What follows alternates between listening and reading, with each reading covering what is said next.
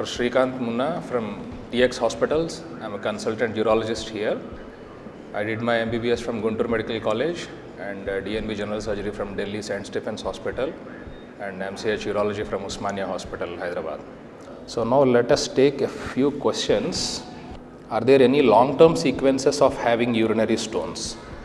Yes, there are long-term consequences. In some situations, when the stone is not treated or the stone is sitting for a long time in a corridor or in the ureter, the two main problems is one is infection, the second is obstruction. Okay, an obstructed kidney can be damaged permanently. Initially, when the stone gets obstructed, the temporary shutdown of the kidney will be there for a time. If the temporary obstruction is not relieved via surgery or via passage of the stone or via medical expulsion therapy, whatever the modality is, the damage can become permanent. Slowly the nephrons are the building blocks of the kidney. Slowly one by one they will be damaged. So the function of the kidney will be damaged. And the second common complication is infection. So if an infection is added to this obstructed kidney, which is already going into a non-functioning status, pus will be formed and pyonephrosis, a condition where the kidney will be entirely converted and filled with pus. This can happen. And the long-term sequelae of this is because of urinary stone may be hypertension. Patient may develop high blood pressure. Because of the kidney stones, the patient will go into CKD, that is chronic kidney disease. Initially, when the stone is just obstructed for a week or so, it will be an acute condition. If this condition is persistent, the kidney damage will start and slowly the GFR, the kidney functioning will be decreased and the patient may land in CKD, where the patient may also develop hypertension. So these are the main long-term consequences of this urinary stones. Mr. Shantu Kumar, is surgery required for a 4 mm stone in a right kidney?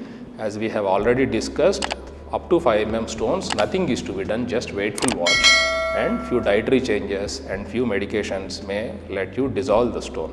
And Sandeep Joseph garu, pasar mandu valla kidney stones padipoye avakasam unda? As I mentioned, there are few medications, కొన్ని మందులు ఉన్నాయండి, citrate containing syrups మనం advise చేస్తూ ఉంటాము. వాటి వల్ల citrate అనేది it's an inhibitor of the stone. అంటే స్టోన్ పార్టికల్ మనం ఇందాక చెప్పుకున్న కాన్సెప్ట్, వాటర్లో సాల్ట్ వేస్తే ఎట్లాగైతే సాల్ట్ పేరుకుంటుందో, ఇంకొక మందు లాంటిది వేస్తే మళ్ళీ ఆ సాల్ట్ అదే వాటర్లో కరిగిపోయే అవకాశం ఉంది. అట్లాంటి మెడికేషన్ ఒకటి సిట్రేట్. మనం పొటాషియం సిట్రేట్ అని, మెగ్నీషియం సిట్రేట్ అని ఇట్లాంటివి మనకి మార్కెట్లో చాలా మందులు దొరుకుతున్నాయి. అండ్ దీనికి కాంటెంపరీగా మనకి ఆయుర్వేదిక్ కానీ హోమియోపతి కానీ కొన్ని మెడికేషన్స్ ఉన్నాయి, అందులో మందు ఏముంటుందో రాసి ఉంటుంది. సుమారుగా ఇంచుమించు ఇట్లాంటివి ఉంటాయి కానీ డోసేజ్ ఎంత ఉంటుంది, సైడ్ ఎఫెక్ట్స్ ఏంటి అనేవి తెలియవు. బట్ పసర మందు అనేది ఇట్స్ సైంటిఫిక్ కాదండి. అది పసర మందు వల్ల రాళ్ళు కరగటం అనేది అపోహ. దీనివల్ల చాలామంది కిడ్నీ నిండా రాయి పెట్టేసుకొని 2 సెంటీమీటర్లు 3 సెంటీమీటర్లు రాయి పెట్టుకొని ఊళ్ళో పసర మందు ఇచ్చారని చెప్పేసి ఒక 2 ఏళ్ళు వాడుతూ ఉంటారు, నొప్పి తగ్గిపోయిందని చెప్పేసి. ఫైనల్గా కిడ్నీ డ్యామేజ్ అయ్యో నేను చెప్పిన లాంగ్ టర్మ్ కాన్సిక్వెన్సెస్ తోటి వస్తూ ఉంటారు. సో పసర మందు అనేది highly not recommended.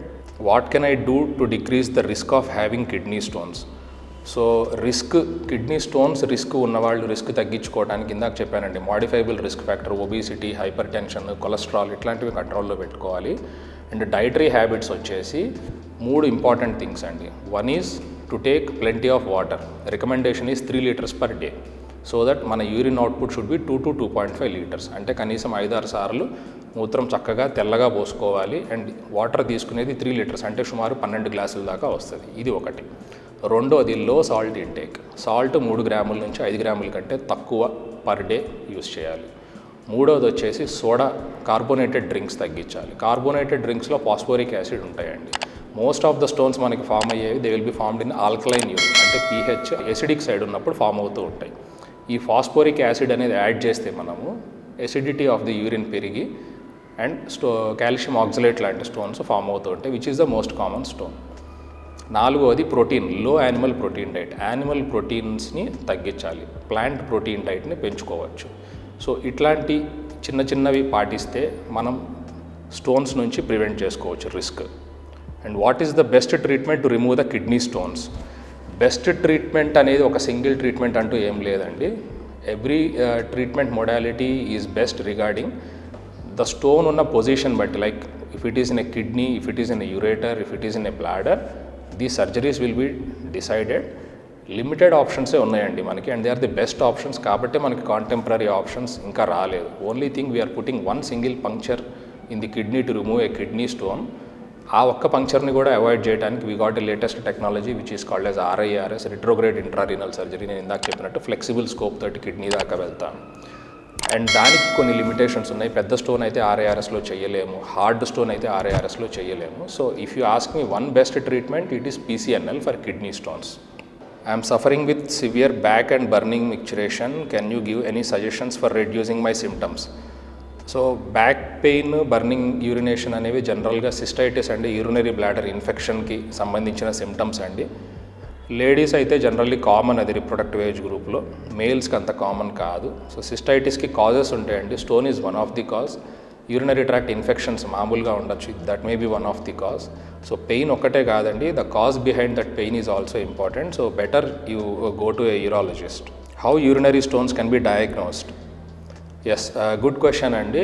Urinary stones మనం జనరల్గా స్టోన్ సస్పెక్ట్ చేయగానే ఫస్ట్ థింగ్ అందరూ చేసేది ultrasound చేయించేస్తాము.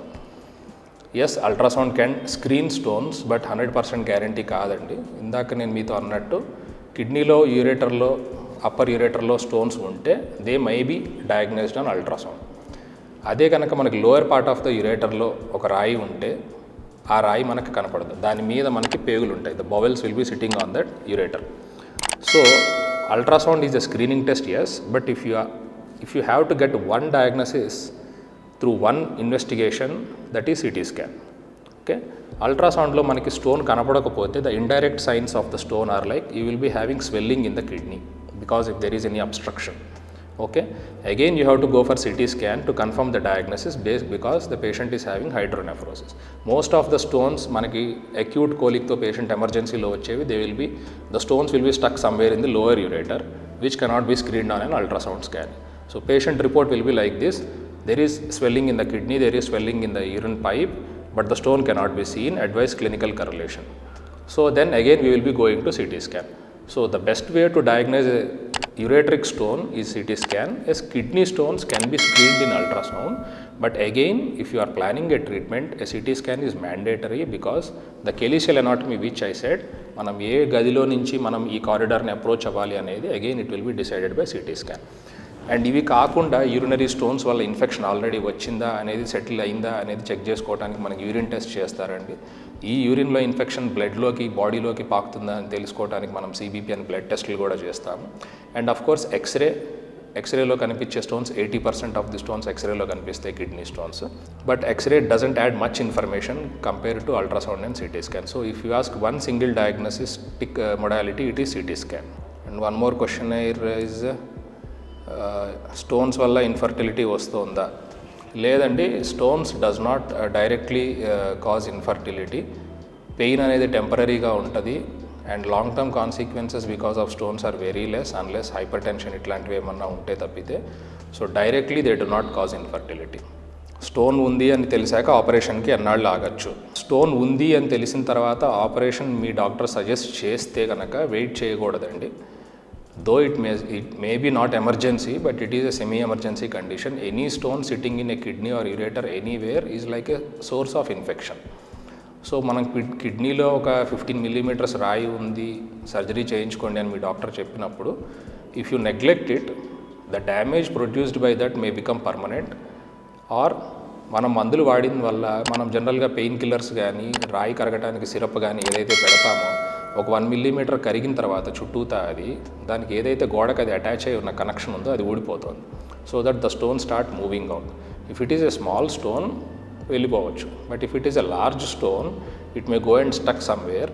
If you are not near by to a health facility, మీరు హాస్పిటల్కి దగ్గరలో లేనట్లయితే, దానివల్ల వచ్చే pain, the pain caused by urinary stone generally described worst than a labour pains. ఆడవాళ్ళు చెప్తా ఉంటారు, పురుటి నొప్పులు కూడా లేవండి నాకు, ఇంత ఇబ్బంది పడ్డాను అని.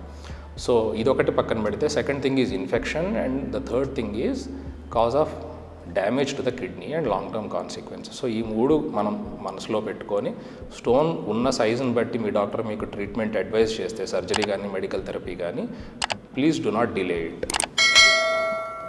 So these are the questionnaires we have received so far.